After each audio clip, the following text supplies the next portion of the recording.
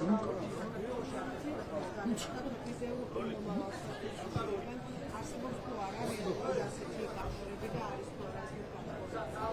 კანონთან დაკავშირებით ჩვენ გვაქვს ძალიან კარგი პოზიცია. რაც შეეხება გამჭირვალობას, ჩვენ თუ დაგვიმტკიცებენ, რომ NGO-ების ფუნდოვანება არის უკეთესი ვიდრე მათი გამჭირვალობა, კი ბატონო, მივცელოთ ამ თემასთან დაკავშირებით. მეორე რაც შეეხება კანონს პროპაგანდის წინააღმდეგ, აქაც თუ დაგვიმტკიცებენ რომელიმე პროექტთან მიმართებით, რომ აქ რაიმე ეწინააღმდეგება სამართლებრივ პრინციპებს, ან ზოგადღირებულებს, კი ბატონო, მაგრამ აქაც საჭიროა სიღრმისეული მსჯელობა ამ თემებთან დაკავშირებით. ჩვენ ყოველთვის ვიყავით მზად სიღრმისეული დისკუსიისთვის, საჯარო დისკუსიისთვის, საზოგადოების თვალწინ სასურველია წარიმართოს ეს დისკუსია.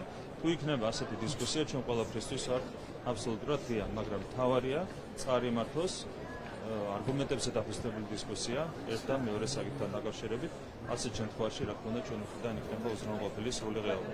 სიების ჩახსნასთან დაკავშირებით ალბათ ადევნებთ ხომ პროცესს მიმართოს პოლიტიკურმა პარტიებმა, თუმცა ცესკოს არ აქვს კანონმდებლობით ეს ვალდებულება შესაძლებელია.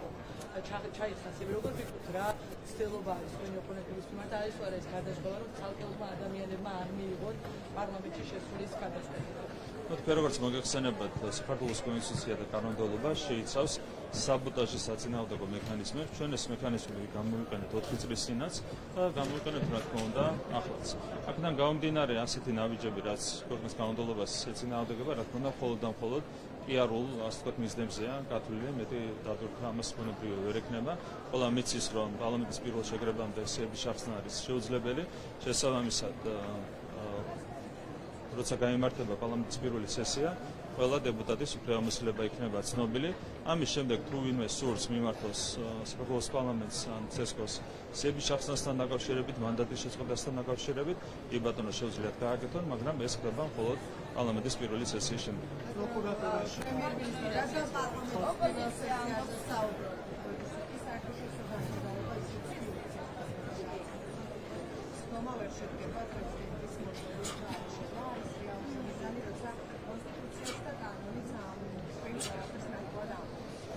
საქართველოს კონსტიტუციაში ძალიან მკაფიოდ წერია, რომ პარლამენტის პირველი სხდომა არჩევნების შემდეგ უნდა შედგეს შემაჯამებელი ოქნის გამოქვეყნებიდან არაუგვიანეს მე-10 დღისა. ეს წერია კონსტიტუციაში.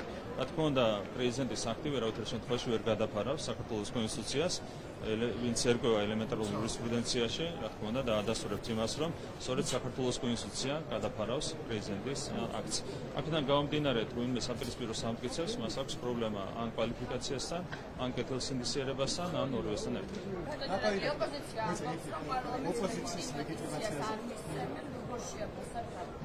პარლამენტს არ ჭირდება ოპოზიციის ლეგიტიმაცია, შემიძლია გითხრათ ძალიან მკაფიოდ.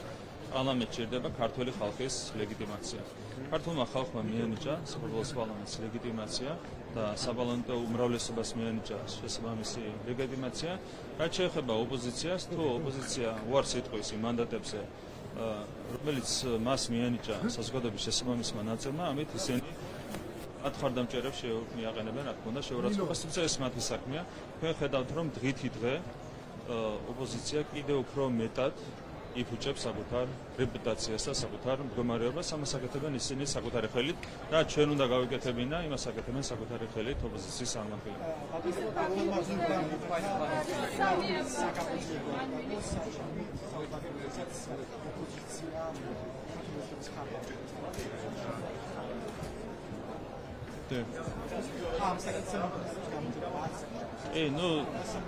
დარღვევა იყო რა თქმა უნდა სახეზე და ძალიან კარგია რომ ამასთან დაკავშირებით სამართლებრივი პროცედურა დაიწყო და გამოძიებულ უნდა იქნეს რა თქმა უნდა ეს პროცედურა და უნდა დადგინდეს რა თქმა უნდა ვინ ჩადიოდა ამ მნიშვნელოვან სამართალდარღვევას და რა თქმა უნდა პასუხისმგებლობის საკითხიც უნდა დადგეს.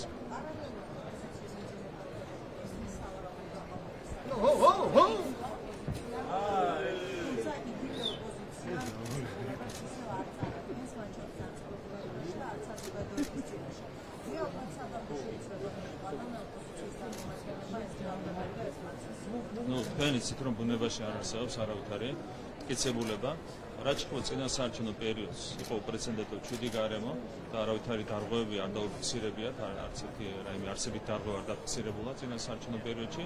რაც შეეხება არჩევნების დღეს პროცედურები წარიმართა არსებითად ელექტრონული წესით. გამორჩეულთა 90%-ზე მეტმა ხმამისცა ელექტრონული წესით, მანამდე რეგისტრაცია გაიარა ელექტრონული წესით და მათი ხმებიც დაითვალა ელექტრონული წესით. აქედან გამომდინარე რეალურად ოპოზიცია შეეჯახა ელექტრონულ აპარატებს და ვერას გახდა ამ ყველაფერთან დაკავშირებით გამომდინარე იქიდან, რომ ყველაფერი წარიმართა აბსოლუტური სიზუსტით და ძალიან სწრაფი ტემპით დაითვალა არჩევნების შედეგები, შესაბამისად მოსადავებელი საერთოდ არაფერია.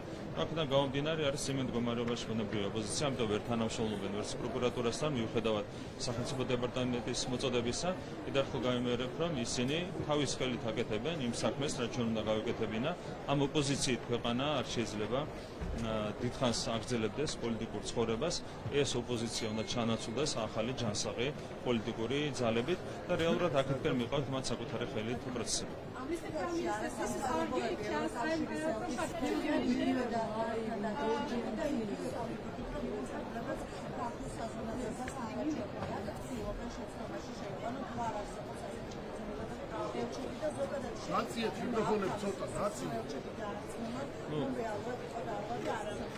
ეს ყველაფერი არის რეალურად ცარიელი პიარი და რა თქმა უნდა მხოლოდ პიარზეა გათვლილი.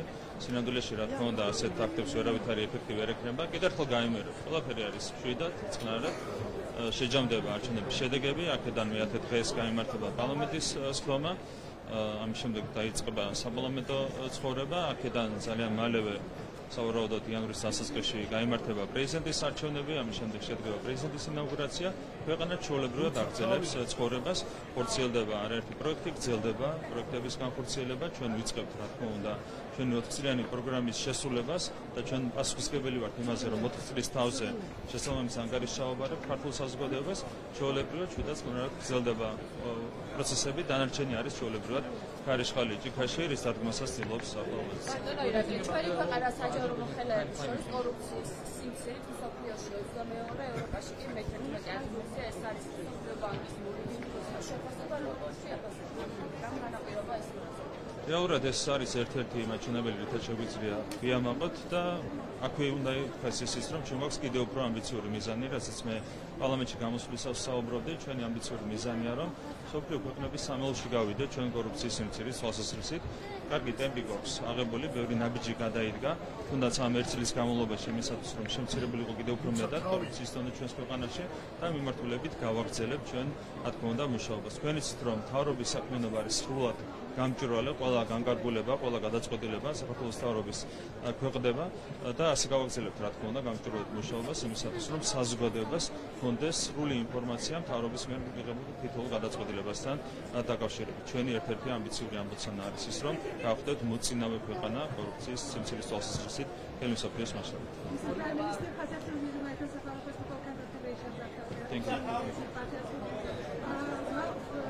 Nowadays, Georgia has a leading role in negotiations between Azerbaijan and Armenia.